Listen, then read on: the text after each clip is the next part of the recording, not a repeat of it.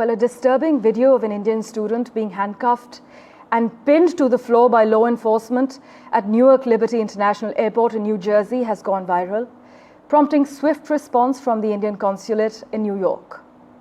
This incident that's playing out on your screens at the moment, it occurred on the 7th of June, and it was brought to public attention by Indian-American entrepreneur Kunal Jain, who shared the footage on social media platform X.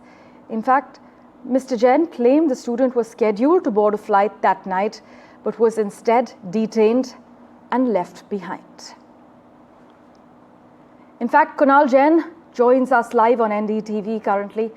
Thank you so much, Mr. Jain, for making time for us. Can you actually describe the moment you first noticed something was wrong, and what exactly did you see playing out in that very moment when you recorded this?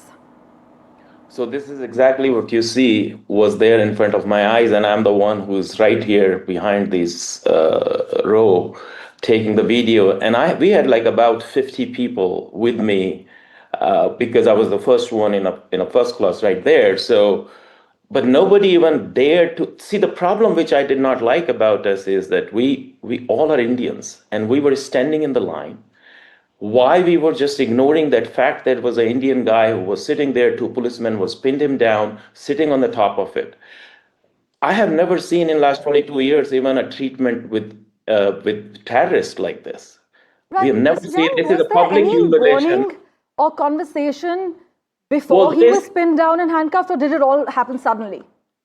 The reason I think why he was pinned down, because he was a little violent and because he was feeling disoriented. So I didn't know why he was disoriented. They were claiming because they were not able to understand Hindi, and he was speaking like in Haryanvi accent in Hindi.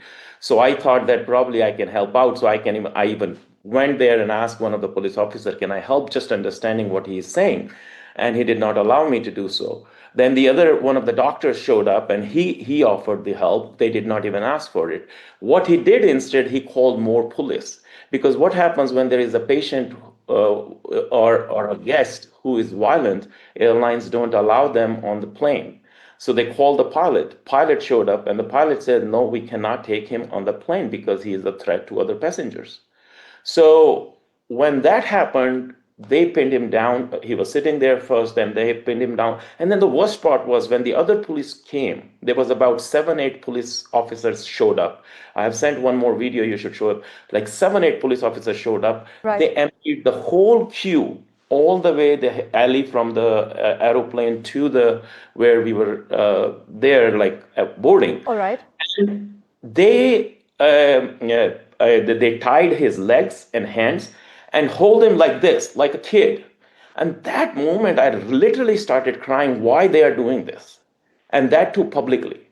That was my only intention, because these students or whoever he was probably came, and then he came probably illegally, legal means. Nobody can be there on the airport without illegal means. He must have some kind of visa. I mean, nobody can say that he doesn't have visa. Of course, he had a visa to come in. Now, whether he can stay or not stay, it could be a debatable issue. And I have no problem. It's obviously, it's quite distressing what you're narrating to us. You saw him cry. You claimed that his legs were tied up. You saw him pinned to the floor. Yeah.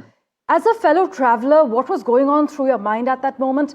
And did you actually hear what the officers said to him or to each other during this entire situation? Yes, I was right there. Officers were saying, hey, you just shut down. You just shut down. Do not do this. But the problem was the communication.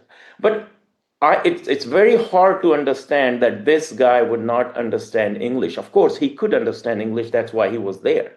It's that he was disoriented, he was stressed, and that's why he was speaking in Hindi, कि मैं पागल नहीं हूँ, ये लोग मुझे पागल बना रहे हैं, मैं पागल नहीं हूँ, ये मुझे पागल साबित कर रहे हैं. Probably he was saying this conversation had happened at a port of entry. Because what happened when you come to the United States, they take you to the port of entry and they interview you there. So something might have occurred there and triggered this conversation. And whoever was the immigration officer found that this man or a boy or whoever he is probably a little disoriented or mentally disabled or something like that. And that's why he denied his visa. And he said, okay, we'll send him in the evening back.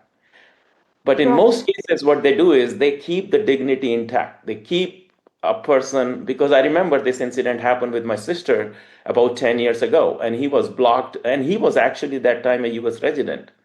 Right. But some misunderstanding happened at the port of entry, and they didn't allow her. So it happens all the time. I understand it, and I mean, U.S. government policies are very strict, which I understand it. Right. All But my Mr. Jain, problem thank you was so much for bringing this entire incident to public attention. We are aware that this can be distressing for you to witness firsthand.